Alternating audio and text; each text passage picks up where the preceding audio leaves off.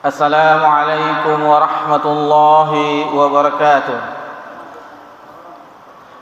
Alhamdulillah hamdan katsiran thayyiban mubarakan fih kama yuhibbu rabbuna wa yarda. Ashhadu an la ilaha illallah wahdahu la syarika lah wa ashhadu anna Muhammadan abduhu wa rasuluh sallallahu alaihi wa ala alihi wa man sara ala nahjihi wa tamassaka bi sunnatihi ila yaumiddin wa sallama tasliman katsira. Amma ba'd. Alhamdulillah, puji syukur kehadiran Allah Subhanahu wa taala atas segala limpahan nikmat yang tiada terhingga. Nikmat Allah Subhanahu wa taala senantiasa tercurahkan kepada seluruh makhluknya, dan itu tidak pernah terhenti walaupun hanya sekejap mata. Kemudian salawat beriringkan salam kepada Nabi kita tercinta, Nabi Muhammad sallallahu alaihi wasallam. Bapak-bapak, ibu-ibu, jamaah salat zuhur, jamaah Masjid At-Taqwa yang semoga diberkahi dan dirahmati oleh Allah Subhanahu wa taala. Melanjutkan pelajaran kita di Kitabul Jami', bagian dari kitab Bulughul Maram min Adillatil Ahkam yang disusun oleh Al-Hafiz Ibnu Hajar Al-Asqalani rahimallahu taala. Kita masih di bab yang kedua, yaitu di bab al-bir wasilah, keutamaan orang yang berbakti melakukan kebaikan dan menyambung silaturahmi. Di kesempatan yang berbahagia ini, insyaallah kita akan membahas hadis yang ke-13 di bab ini. Hadis tersebut berbunyi, wa Nabi Mas'udin radhiyallahu anhu. Abu Mas'ud namanya adalah Uqbah bin Amir Al-Ansari, sahabat Ansar. Beliau radhiyallahu anhu pernah mengikuti Bai'at Aqabah sebelum Nabi sallallahu alaihi wasallam hijrah ke Yathrib atau ke Madinah. Salah satu sahabat Ansar yang berbaiat adalah Uqbah bin Amir, atau dikenal dengan kunyahnya Abu Mas'ud. Di sini bukan Ani bin Mas'ud, bukan Abdullah bin Mas'ud, tapi Abu Mas'ud radhiyallahu anhu. Dan di zaman Khalifah Rasyidin yang keempat, yaitu di zaman Amir Mukminin Ali bin Abi Thalib radhiyallahu anhu, beliau ditugaskan sebagai gubernur di Kufah. Itu sedikit mengenai sahabat yang meriwayatkan hadis ini. Beliau berkata, qala Rasulullah sallallahu alaihi wasallam, telah bersabda Rasulullah sallallahu alaihi wasallam, man dalla ala khairin, barang siapa yang menunjukkan kepada kebaikan, falahu mithlu ajrin fa'ilih, maka dia akan mendapatkan balasan pahala sesuai dengan apa yang telah dilakukan. Maksudnya yang telah dilakukan oleh orang yang melakukannya. Akhrajuhu Muslim. Jadi hadis ini sahih, diriwayatkan oleh Imam Muslim di dalam sahihnya. Ini potongan dari hadis. Adapun riwayat lengkapnya bahwasanya ketika di suatu safar perjalanan ada seorang sahabat yang hewan tunggangannya, ontanya sudah letih sehingga tidak bisa lagi melakukan perjalanan. Kita mengetahui bagaimana perjalanan di padang pasir, apalagi itu safar dalam suatu peperangan.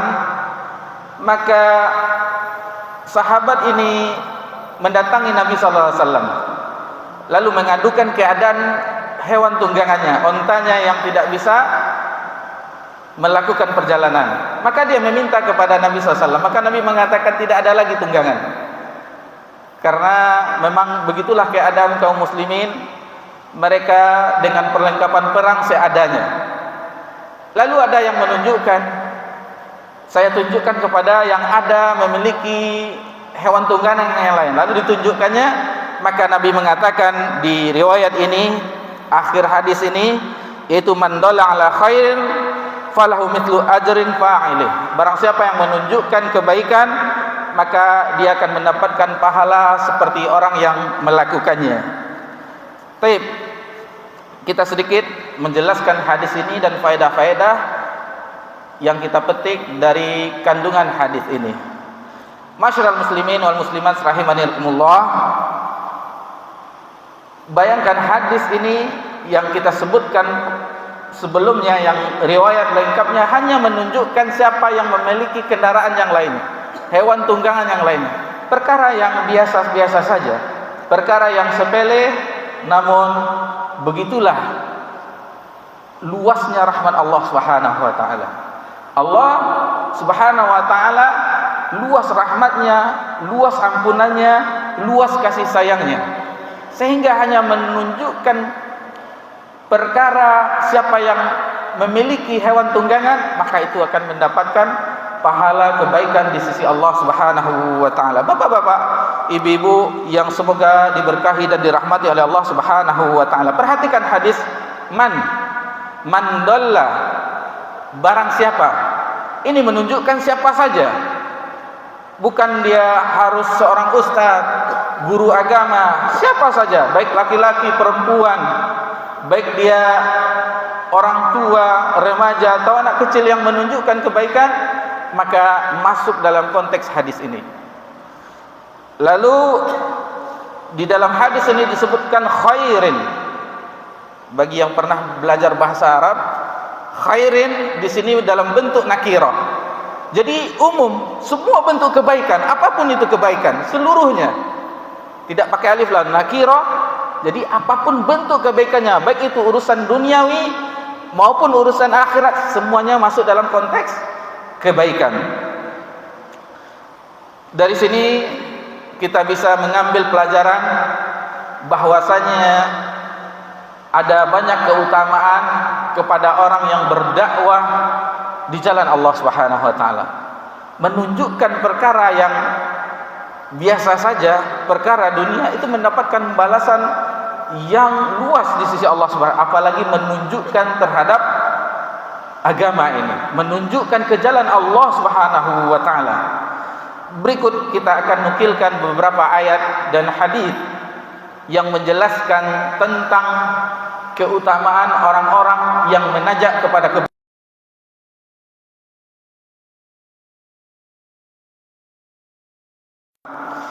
Di antaranya firman Allah Subhanahu wa taala dalam surah Ali Imran ayat 104. Allah Subhanahu wa taala berfirman, "Wal takum minkum ummatun yad'una ilal khair." Hendaknya ada di antara kamu sebagian umat yang mengajak kepada kebaikan. Wa ya'muruna bil ma'ruf wa yanhauna 'anil munkar. Yang mengajak kepada kebaikan dan mencegah kepada kemungkaran. Wa ulaika humul muflihun. Dan mereka itulah termasuk orang-orang yang beruntung. Dari sini kita pahami orang yang mengajak, yang berdakwah, yang mengajak kepada kebaikan, melarang kepada kemungkaran, maka mereka termasuk orang-orang yang beruntung. Kemudian di surat yang sama, di ayat 110, kuntum khaira ummatin ukhrijat linnas. Kamu adalah umat yang terbaik yang dilahirkan dari manusia. Maksudnya umat Islam adalah umat dakwah. Umat Islam adalah umat dakwah yang mengajak kepada kebaikan dan melarang kepada kemungkaran. Ta'muruna bil ma'rufi wa tanhauna 'anil munkar. Wa tu'minuna billah, dan mereka beriman kepada Allah Subhanahu wa taala. Kemudian ada ayat yang lainnya, yaitu di dalam surah Yusuf,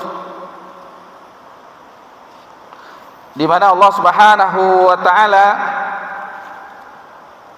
berfirman, 108. Qul hazihi sabili ad'u ila Allah. Katakanlah, inilah jalanku yang mengajak orang kepada Allah. Ad'u ila Allah. Jadi seorang dai, seorang yang menyeru kepada kebaikan, yang berdakwah, mubaligh, ad'u ila Allah, mengajak kepada Allah Subhanahu wa taala, mengajak orang beribadah kepada Allah Subhanahu wa taala. Dan ini adalah seutama-utama dakwah, yakni mengajak orang beriman kepada Allah Subhanahu wa taala dan beribadah kepada Allah Subhanahu wa taala semata, tanpa adanya sedikit pun berbuat kesyirikan.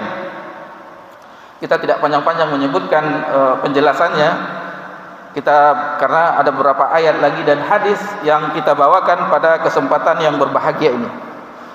Lalu ini syarat bagi orang yang berdakwah, ala basiratin ana wa manittaba'ini, di atas basirah. Di atas basirah adalah di atas cahaya ilmu, jelas yang disampaikan, jelas ayat Allah Subhanahu wa taala yang disampaikan kepada umat, jelas sabda Nabi sallallahu alaihi wasallam yang akan kita beritahukan kepada umat. Karena kita berada di akhir zaman ini, banyak sekali fitnah-fitnah, banyak sekali golongan-golongan, kelompok-kelompok, bendera-bendera, yayasan-yayasan, yang apabila kita tidak menyaring ini, maka kita akan terhanyut dalam keadaan yang mana inilah keadaan umat Islam di zaman kita yang hidup sekarang ini. Jadi di atas cahaya ilmu, ala basirah, jadi bukan pandangan, hanya pandangan mata, tetapi pandangan hati, pandangan yang tajam, yang dalam, yang benar-benar memahami agama Allah Subhanahu wa taala. Lalu disebutkan, aku dan orang-orang yang mengikuti. Di zaman itu Nabi SAW mendakwahkan Islam ini yang diikuti oleh sahabat-sahabat Nabi ketika itu. Dan bagi orang-orang yang berada di zaman ini dan akhir zaman yang akan datang yang mengikuti ini, maka hendaklah dia berdakwah, mengajak orang kepada Allah Subhanahu wa taala di atas cahaya ala basirah, di atas cahaya ilmu, jelas nasnya dalam Al-Qur'an dan hadis-hadis Nabi sallallahu alaihi wasallam. Dan di akhir ayat ini disebutkan, wa subhanallahi wa ma ana minal musyrikin, dan maha suci Allah dan aku pun tidak termasuk dari golongan orang-orang yang berbuat kesyirikan. Adapun metode dakwah, cara mendakwahkan orang itu berbeda-beda. Itu berbeda-beda sebagaimana Allah Subhanahu wa taala firmankan di dalam surah An-Nahl ayat 125,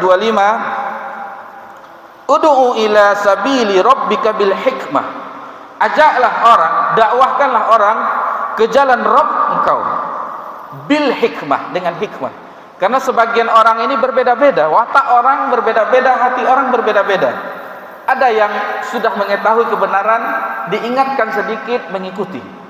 Ada yang butuh penjelasan, dan ada butuh perdebatan yang panjang. Karena berbeda-beda watak seseorang, watak manusia, watak kita berbeda-beda. Jadi ada dengan bil hikmah, lalu disebutkan wal mau'izatil hasanah, dengan mau'izah yang baik.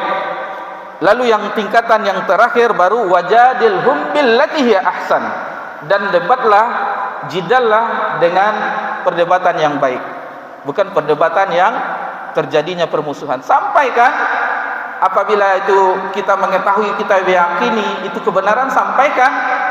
Tugas kita hanya menyampaikan. Orang mengikuti itu terserah. Dan para nabi dan rasul pun tugasnya seperti itu, menyampaikan. Adapun taufik, hidayah taufik itu adalah milik Allah Subhanahu wa taala.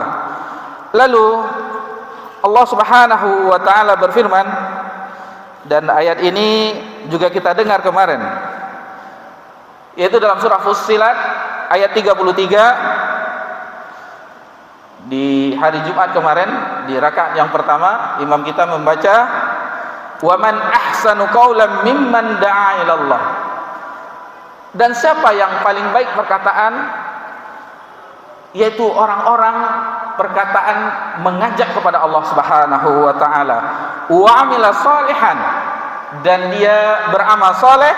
Wa qala innani minal muslimin, dan dia mengatakan bahwa sesungguhnya kami termasuk orang-orang yang berserah diri.